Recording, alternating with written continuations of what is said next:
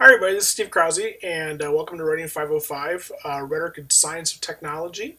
I'm the professor teaching this class, and this is the space where we'll be meeting online. And what I want to do is record a video here to sort of run you through some of the basics of how the course will work. And then after you watch this, please introduce yourself in the comments below, and then the class will get rolling. Okay, here we go. If you're looking at canvas.emis.edu, you should see basically the screen I'm seeing here in terms of the class website. It basically should look for you something like this. And this is the sort of home screen as far as how it works. You want to get started by clicking where it says get started, but you must have figured that out because you're already here. We'll talk about this part in a second, but I want to start with just basically some basic information about the syllabus. And this is your basic sort of like typical syllabus kind of information. By far, the best way to get a hold of me is via email.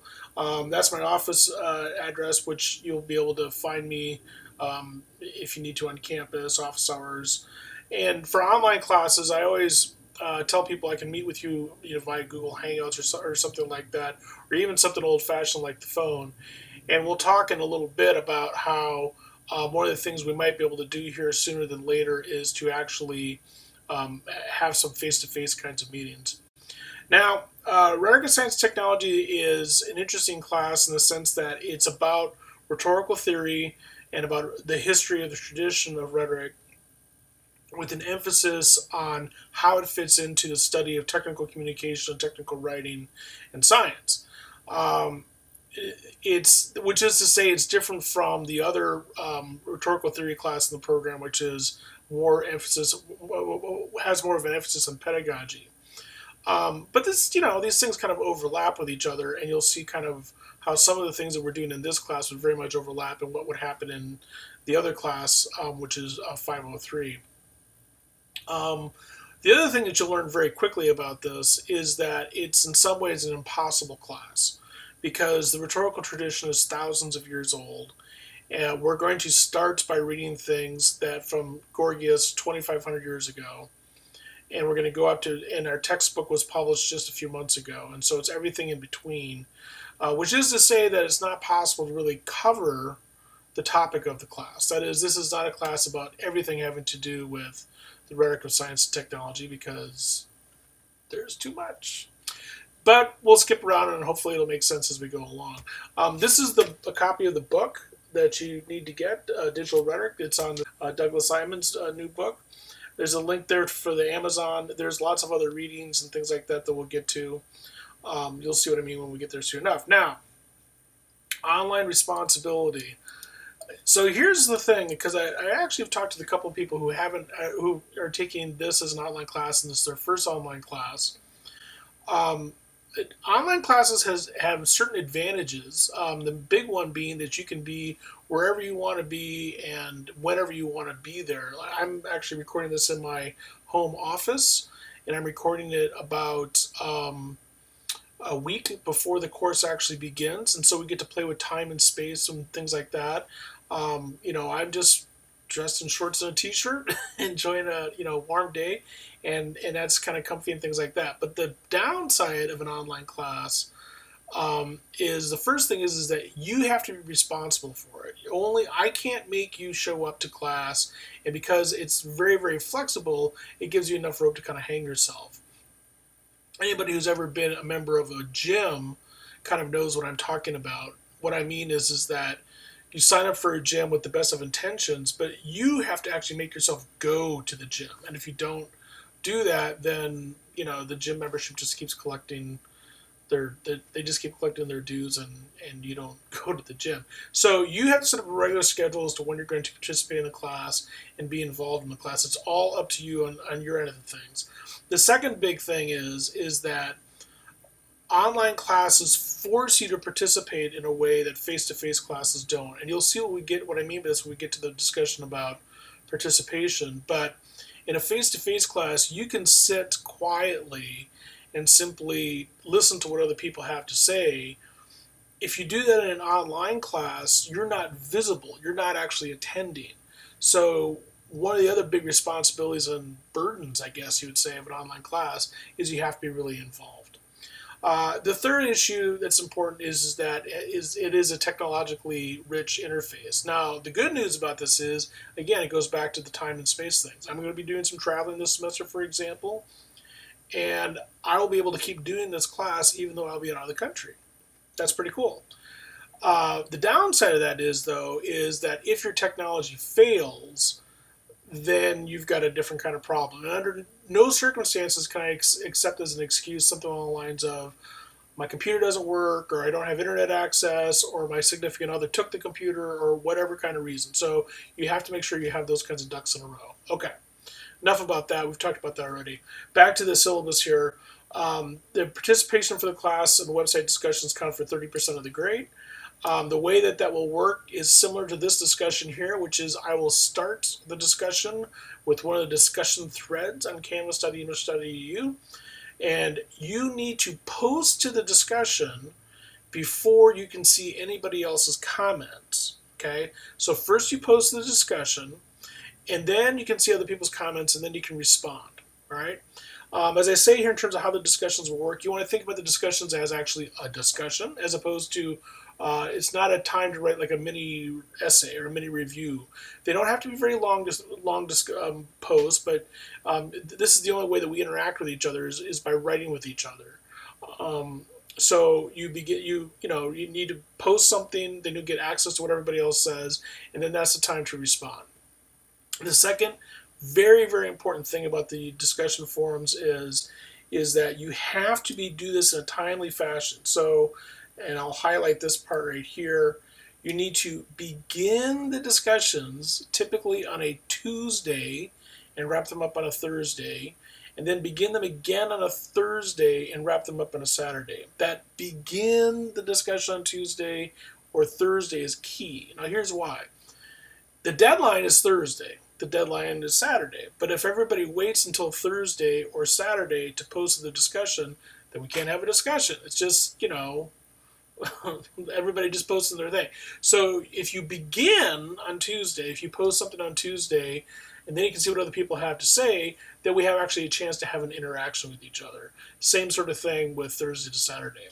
Another thing I'll mention about this is this is a small group. So if you're not present, it's going to be pretty obvious pretty quick. So make sure that you keep up with that. And also, one thing about this I'll mention for now, I'm expecting everybody to post something on every discussion. We'll have a different discussion for every reading, which means that you need to kind of do the reading. I talked a little bit about some of the challenges of the reading here. I think the biggest thing to keep in mind is that the reading for this class is not the sort of thing it's a theory class, and a lot of the stuff that we're reading is quite ancient, and all of it is quite complex, and so you need to devote a little bit more time than you would devote to, say, reading a John Grisham novel, and also don't be afraid to not understand it, because nobody really understands this, and anybody who tells you, by the way, that they read Socrates, they read Plato's Phaedrus, and they understood it straight away, straight through, without any problem, that person's lying to you. Okay, so it's okay to not know something, and it's okay to ask questions about that. Read the text for understanding first, try to ask questions about the text, and then after that, then you can form an opinion as to what this text is about and why it's important. A little bit here about online attendance. Basically, what it comes down to is that you need to be present in all the discussions during the course of the semester to do the best as far as you can for participation. But if you're gone, like entirely gone, and don't participate in any discussions at all, I'll count you absent, and being absent could result in failing the class. Read through some of that in terms of the online attendance. 2 analysis projects are the major writing projects for this semester. We'll talk more about this as we get going. But think in terms of the semester being divided in half, where you're going to write some short analysis about a topic having to do with the first, and using the first half of the readings as both examples and as rhetorical apparatus to write about. And the second half. You'll have an opportunity to revise the first project if you need to, but you won't have time to revise the second one. We'll talk a lot more about this as we go. There's also a final for the class, and the final is worth 30%. I mean, it's a significant a chunk of the grade. Um, and I think it's important in classes like this to have a final because it keeps everybody kind of honest and on point in terms of reading and following through the class through the whole semester, making connections between the readings and different ideas and such. Again, that'll all make more sense as we get closer to it. One other thing that I don't include in the syllabus that I think is relevant is that I'm hoping during the course of the semester that we'll have an opportunity for at least one or two or more face-to-face get-togethers. Now, it's an online class, and I'm not going to require that you come to a face-to-face gathering, but sometime a few weeks into the semester, I'll post a message to everybody in which basically we'll try to fish around to find a agreeable time where the most people can meet, and we'll meet at a place like Sweetwater's near campus, or maybe the Corner Brewery, or something like that. So someplace that's near campus but not on campus. It's kind of casual, and it gives us a chance to actually see what we're really like in real time and real space. Okay, now we set the course up so far. This is the main page for the course. You've already found the getting started part, and where we introduce yourselves and whatnot. What you're going to need to do by Thursday, beginning on Thursday and finish by Saturday, is click on this Dave Cormier's Rhizomatic Education Community. Well, it says it's locked now because I'm recording this before the class, so let me show you what this really looks like, what you'll see hopefully now. So this is the reading. This is my little introduction to it. This is a link to the reading itself. And then you'll read through this, blah, blah, blah. I won't spoil it all for you now because that's part of the fun of reading. And then what you will do after reading through this is you will post your reply down here. Okay? And then, that's how it'll go. And then one person, and then the next person, after you post a reply, you'll be able to see the other replies. I'm not exactly sure how that works, but I think that Canvas will probably help us through it. And that's how it goes. And then after you finish doing that, you go back to the home page here, watch this short video, again, post a reply, and so forth. And that's how we'll go through the whole semester. The calendar is set up so that this is our first week, right? This is what we're doing now. This is what we're going to start doing Thursday. And this is how it goes through the semester. Now you'll notice I have topics for the different weeks as we go here.